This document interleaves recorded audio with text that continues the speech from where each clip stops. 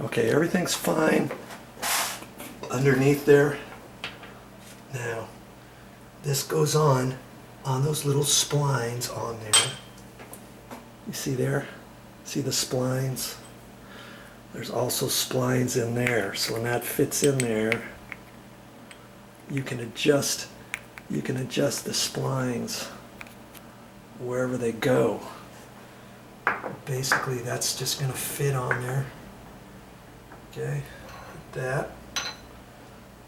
Now, I'm going to take the screw that I took off of there, put that back on, make it snug.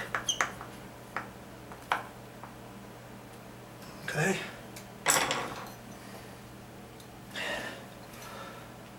And I'm going to put that on there about where I think. Look at that. That looks pretty good, doesn't it? Look at it straight on here. See there? Now see, if that wasn't right, you could put it over wherever you felt comfortable. Because of the splines, you can have it on there wherever, see? Of course we don't want it like how they had it before. We want it about right there. Nope. Okay, come on. You want it like that there. See? Maybe just a hair. About like that. I think this one's got to go up slightly that way, like that. Okay, that's looking good. And if we want, we can try the water first.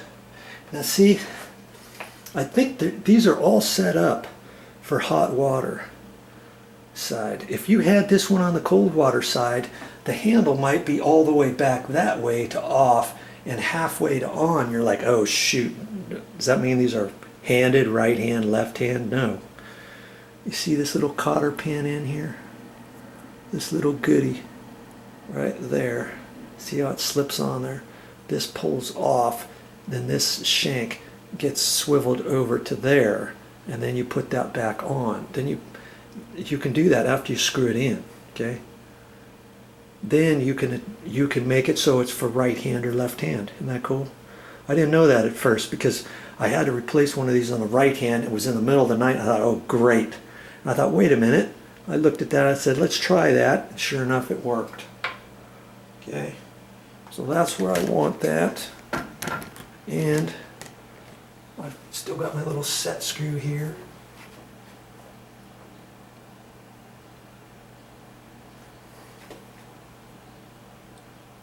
I got my pop-up valve up, just on the off chance that I drop this.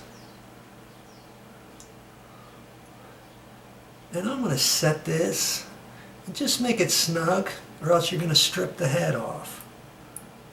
Okay.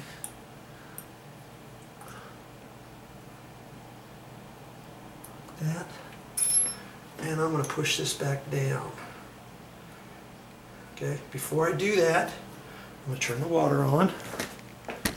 Let's just double check it. I could have double checked it before I put the set screw in, right?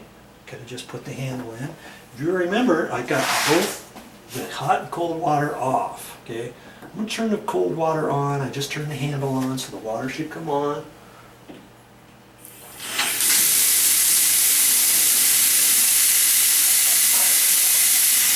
You know, that's just the cold water. Now I'm going to turn the hot water on, okay? Got the handle. I got the handle on. I'm going to turn this valve on.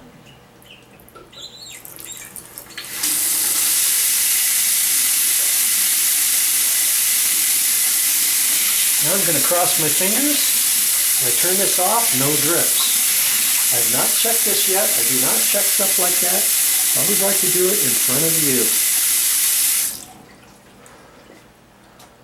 Voila! Fixed. Yes. Now I can push this back down. It's got some gummy stuff in there. I could have cleaned that off before. Pushed it back down on there. Okay, there. who's back in business. If you had to call a plumber for that, I'm going to say, you know, the part was about $30. Plumbers don't come out to your house for any less than 125 bucks. So the key is to find the right part for your right sink. Because like I say, there's a lot of these out there. You may think, I'll just go to a hardware store. I'll go to 3 hardware stores and I'll get lucky and I'll find the right one. Well, maybe you can, but maybe you have to special order it. If you do, that means you're going to have to come back, put this one back in if you want your hot water for now, or you can turn your hot water valve off and just leave it off, let's say, for the entire time until you find the right one. Okay, you could do something like that. Just use this sink with the cold water. Okay. Am I a professional plumber? No. And you don't have to be one either. I showed you how to do it, and I know you can do it yourself. You know what? The sign of a good handyman person is putting back everything back that you found in its place. The job is not complete until you get it looking like no one was ever there. Okay? I like these quick release concealed hinge doors. That's as quick as it is, just like that. Oh, you want to see it done again? All right. There. To pull them back off. Some of them are tricky, but these just have a button on the back, and you push in on it. See, it's as quick as it is. You just have to get them resituated just right. And did you know, this is not part of this video, but you can adjust these. You can raise the door up or down. You can raise it in and out with the screws here, and this back and forth, in and out that way, up and down this way, or this way. You can adjust that. If you want to line all this stuff up, if you don't want as big of a gap as this one is, you can get your Phillips screwdriver. Let me get it. I've got about a 3/16 gap there, so I just tighten up that a little bit. And I got about an 1/8, and I look at this gap, and I think I'm going to move that one over. Actually, I got to move this one, because if I move this side over, it's going to raise the top of this door up higher, and this door is lower right now, so which means I'm going to take this door and move over this way. That'll move over closer here, and it will raise it up. So there's a screw right there.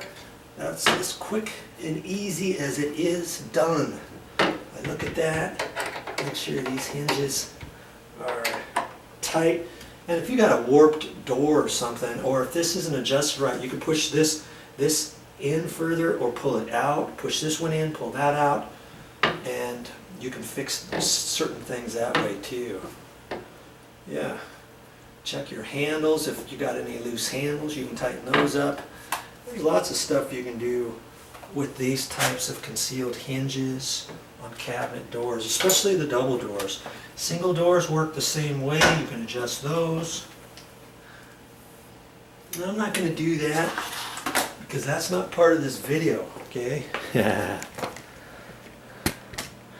But this is all nicely done. Last step is to wipe up, get rid of all your tools, clean up, and we're going to call it good.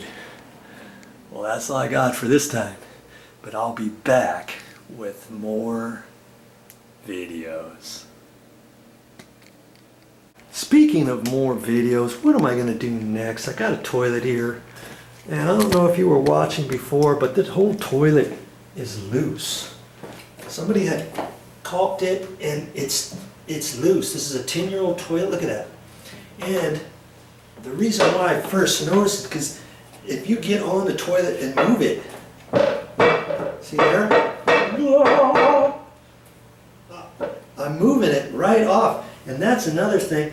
They didn't have it shimmed properly. And when you get a rough floor, you've got to have it adjusted properly when you first install it to have it tight, or it could start loosening up.